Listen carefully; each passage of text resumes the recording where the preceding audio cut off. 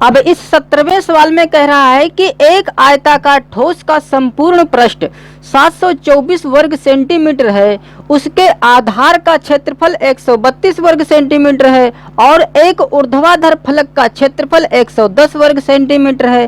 तो ठोस की लंबाई, चौड़ाई और ऊंचाई ज्ञात करो। तो मान लेते हैं कि यह एक आयताकार ठोस है जिसकी लंबाई है L सेंटीमीटर और चौड़ाई है B सेंटीमीटर और इसकी ऊंचाई है H सेंटीमीटर। तो हमें LBH का मान पता करना है, जैसे कि अभी 16वें सवाल में किया गया था। तो यहाँ पर जो जो हमने माना है पहले तो वह लिख लें कि माना।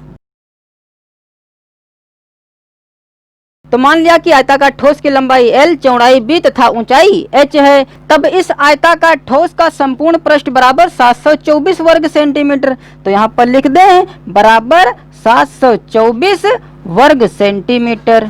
अब जब हम आयताकार ठोस का संपूर्ण पृष्ठ का सूत्र रखेंगे तो आयताकार संपूर्ण पृष्ठ का सूत्र क्या होता है? 2 into LB plus BH plus LH, जो कि है बराबर 724 के।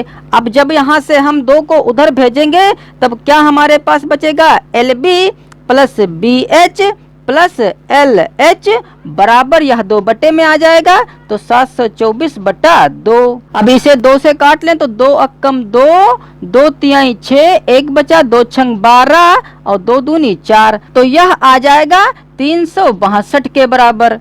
तो ये समीकरण हो जाएगी हमारी 1।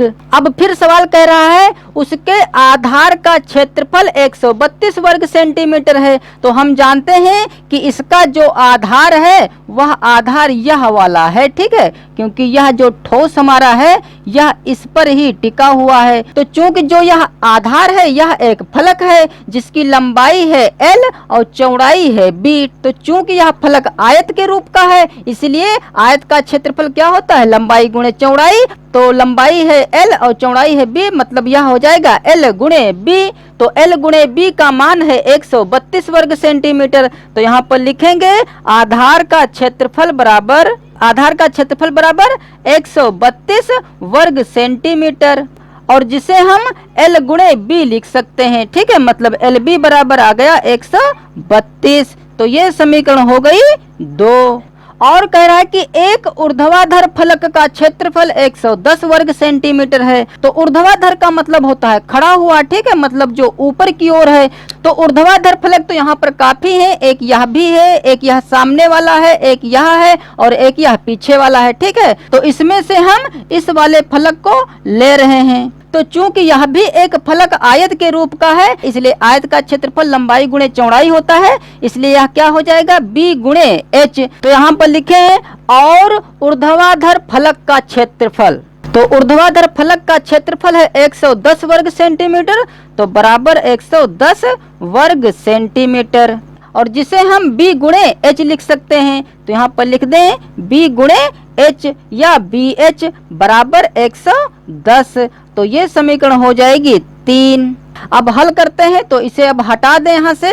अब देखिए जो यहाँ पर LB और BH का मान आया है यह हम इस समीकरण 1 में रख सकते हैं, ठीक है। तो यहाँ पर लिख दें समीकरण 1 में LB तथा BH का मान रखने पर, तो इस LB की जगह पर हम 132 रख दें, BH की जगह पर 110 रख दें, ठीक है, क्योंकि BH का मान 110 है, और प्लस LH, और यह बराबर है 362 के। अब यहाँ से LH बराबर क्या हो जाएगा? 362, और जो यह 132 और 110 है इसे जब हम उठाकर इधर लाएंगे तो माइनस का हो जाएगा, ठीक है। तो जब हम इसे जोड़कर इधर लाएंगे तो माइनस 132 में 110 जोड़ेंगे तो यह हो जाएगा 242, ठीक है। तो जब हम 362 में से 242 घटाएंगे तो यह रह जाएगा 120, मतलब LH का मान आ गया 120। या यहाँ से हम किसी एक चीज का मान निकाल सकते हैं। तो यदि हम L का मान निकालना चाहें तो L बराबर हो जाएगा 120 बटा H, ठीक है, क्योंकि H गुणे में है, धराएगा तो बटे में हो जाएगा। अब इस L का मान हम समीकरण 2 में रख दें, क्योंकि समीकरण 2 में L है हमारे पास। तो यहाँ पर लिख दें L का मान समीकरण 2 में रखने पर। तो इस L की जगह पर 120 बटा H रख दें तो हो जाएगा 120 बटा H और गुणे में है B तो B और बराबर में है 132 तो यहाँ पर 132। अब यहाँ से B बराबर क्या हो जाएगा 132 और जो यह H है यह गुणे में आ जाएगा क्योंकि H इधर बटे में है और जो यह 120 है यह बटे में आ जाएगा क्योंकि ऊपर है गुणे में। अब इसे 12 से काट लें तो 12.120 और 12 कम 12 बचा 1 और फिर 12 कम 12 तो यह आ गया B बराबर 11 बटा 10 H। अब इसी से हम LBH का मान ज्ञात कर सकते हैं। अब इस B का मान हम समीकरण 3 में रखकर H का मान ज्ञात कर लें क्योंकि इस समीकरण 3 में B भी है और H भी है जो कि यहाँ पर भी B और H है। तो क्या हो जाएगा यहाँ पर लिख दें समीकरण 3 से या B का मान समीकरण 3 में रखने पर।